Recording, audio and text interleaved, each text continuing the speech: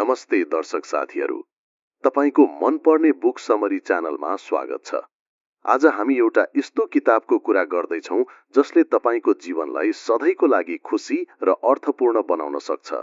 Ikigai, the Japanese secret to a long and happy life. के तपाईले थाहा छ, जापानको ओकिनावा टापुमा मानिसहरू 100 वर्षभन्दा बढी बाँच्छन् र सधैँ हाँस्दै खुशी रहन्छन्? उनीहरूको रहस्य के हो? यो किताबले त्यही जापानी रहस्य खोल्छ। यो भिडियो अन्त्यसम्म हेर्नुहोस् किनभने तपाईले आफ्नो जीवनमा तुरुन्तै लागू गर्न सकिने गजबका टिप्सहरू पाउनुहुनेछ। आउनुहोस् सुरु गरौँ। साथीहरू, इकिगाई किताबले हामीलाई एउटा यस्तो जापानी अवधारणा सिकाउँछ जसले जीवनमा सन्तुलन, खुशी र उद्देश्य कसरी पाउने भन्ने कुरा बताउँछ। नेपाली समाजमा हामी धेरै कुरामा व्यस्त हुन्छौं, परिवार, जागिर, पढाइ, सामाजिक दायित्व, तर कहिलेकाहीँ हामी आफैलाई बिर्सन्छौं, होइन त? हामीलाई लाग्छ खुशी र सन्तुष्टिको लागि धेरै पैसा, ठूलो सफलता वा कुनै ठूलो कुरा चाहिन्छ। तर इकिगाईले भन्छ, साना साना कुराहरूले नै तपाईको जीवनलाई लामो र खुशी बनाउन सक्छ। यो किताब नेपाली दर्शकका लागि किन खास छ? किनभने हाम्रो संस्कृतिमा पनि सादगी, परिवार र समुदायको महत्त्व छ र यो किताबले त्यसलाई जापानी तरिकाले जोड्छ। इकिगाईको अर्थ हो जीवनको कारण वा बिहान उठ्ने कारण। यो जापानी शब्दले तपाईको जीवनको उद्देश्यलाई जनाउँछ। किताबमा लेखकहरू हेक्टर गार्सिया र फ्रान्सिस्को मिरालेसले ओकिनावाका बुढापकाहरूको जीवन अध्ययन गरेर यो रहस्य पत्ता लगाए। इकिगाई 4 कुराको सन्तुलन हो। 1. तपाईलाई मन पर्ने कुरा, जस्तै गीत गाउने, बगैँचामा काम गर्ने। 2. तपाईमा राम्रो सिप भएको कुरा, जस्तै खाना पकाउने, लेख्ने। 3. विश्वलाई चाहिएको कुरा, जस्तै अरूलाई सिकाउने, समाजलाई योगदान दिने। र 4. जसबाट तपाईले पैसा कमाउन सक्नुहुन्छ, जस्तै जागिर, व्यवसाय। यी 4 कुराको बीचमा जो बिन्दु छ त्यही हो तपाईको इकिगाई।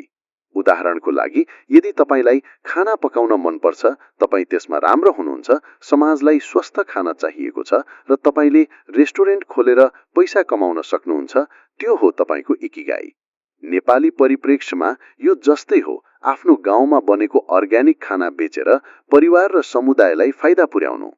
मुख्य पाठ 1. साना कुरामा खुशी खोज्ने। किताबमा एउटा मुख्य पाठ छ, साना साना कुरामा खुशी खोज्नु। ओकिनावाका मानिसहरू ठूला ठूला कुराको पछि लाग्दैनन्। उनीहरू बिहान उठेर बगैँचा गोड्छन्, साथीहरूसँग चिया पिउँछन् र साधारण जीवनमा रमाउँछन्। किताबमा एउटा उदाहरण छ, एक 90 वर्षीय महिलाले हरेक दिन बिहान आफ्नो बगैँचामा काम गर्छिन्। यो उनको इकिगाई हो किनभने यो उनलाई शान्ति दिन्छ, उनको स्वास्थ्य राम्रो राख्छ र समुदायलाई पनि ताजा तरकारी दिन्छ। नेपालमा पनि हामी यस्तै गर्न सक्छौं। जस्तै तपाईलाई बिहान चिया बनाएर परिवारसँग कुरा गर्न मन पर्छ? यो सानो कुरा तपाईको इकिगाईको हिस्सा हुन सक्छ। किताबले भन्छ, हरेक दिन एउटा सानो काम जसले तपाईलाई खुशी दिन्छ, त्यसलाई निरन्तर गर्नुहोस्। यो नेपाली संस्कृतिमा पनि मिल्छ, जस्तै बिहान मन्दिरमा पूजा गर्नु वा साँझ परिवारसँग बसेर खाना खानु। यी साना कुराले तपाईको जीवनलाई लामो र खुशी बनाउँछ। मुख्य पाठ 2. फ्लोमा रहने कला। इकिगाईले अर्को महत्त्वपूर्ण पाठ सिकाउँछ, फ्लोमा रहने कला।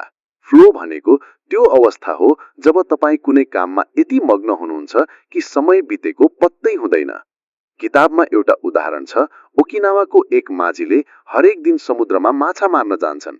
यो उनको काम मात्र होइन, उनको इकिगाई हो, किनभने उनी त्यसमा रमाउँछन् र समय बिर्सन्छन्। नेपालमा पनि यस्ता धेरै उदाहरण छन्, जस्तै ढाका बुनाई गर्ने कारिगरहरू जो घण्टौं बुनाईमा डुब्छन्। तपाईको फ्लो के हुन सक्छ? सायद गीत लेख्ने, नाच्ने वा किताब पढ्ने। किताबले भन्छ, आफ्नो फ्लो पत्ता लगाउनु र त्यसलाई हरेक दिन समय दिनुहोस्।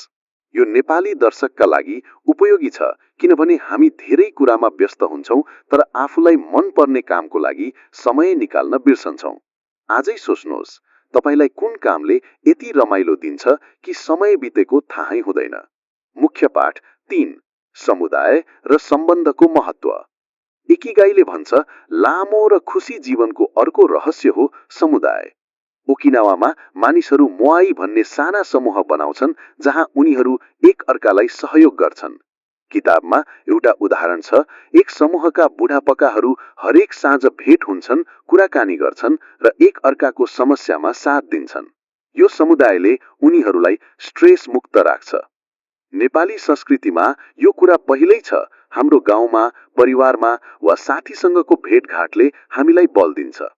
उदाहरणको लागि, तपाईको गाउँमा तीजको बेला सबै जम्मा भएर नाच्ने गाउने परम्परा छ हैन? यो पनि तपाईको इकिगाईको हिस्सा हुन सक्छ। किताबले सुझाव दिन्छ, आफ्नो परिवार र साथीहरूसँग समय बिताउनुहोस् किनभने यो तपाईको जीवनको आधार हो। अब प्रश्न आउँछ, हामी यो इकिगाई आफ्नो जीवनमा कसरी लागू गर्ने? किताबले केही सामान्य टिप्स दिन्छ। 1. आफ्नो रुचि पत्ता लगाउनुहोस्। तपाईलाई कुन कामले सधैँ खुसी दिन्छ? डायरी लेखेर पत्ता लगाउनुहोस्। 2. सानो सुरुवात गर्नुहोस्। हरेक दिन 10 मिनेट आफूलाई मनपर्ने काममा समय दिनुहोस्। 3. समुदायसँग जोडिनुहोस्। परिवार वा साथीहरूसँग नियमित भेटघाट गर्नुहोस्। 4. स्वास्थ्यमा ध्यान दिनुहोस्। ओकिनावाका मानिसहरू स्वस्थ खाना खान्छन् र हल्का व्यायाम गर्छन्। तपाई पनि बिहान हिँड्ने वा योग गर्ने बानी बनाउन सक्नुहुन्छ। नेपालमा यो लागू गर्न सजिलो छ, जस्तै तपाईको गाउँमा साझा साथीहरूसँग कुराकानी गर्ने वा बिहान बगैँचामा काम गर्ने बानी बनाउन सक्नुहुन्छ। साथीहरू, इकिगाईले हामीलाई सिकाउँछ, जीवन ठूलो कुरामा होइन, साना साना खुसी र उद्देश्यमा हुन्छ। आजै आफ्नो इकिगाई खोज्ने प्रयास गर्नुहोस्। यो भिडियो मन परे भने लाइक गर्नुहोस्, कमेन्टमा तपाईको इकिगाई के हो भन्नुहोस् र च्यानललाई सब्स्क्राइब गर्न नबिर्सनुहोस्। अर्को भिडियोमा अझ रोचक किताबको समरी लिएर फर्किनेछु। नमस्ते र सधैँ खुसी रहनुहोस्।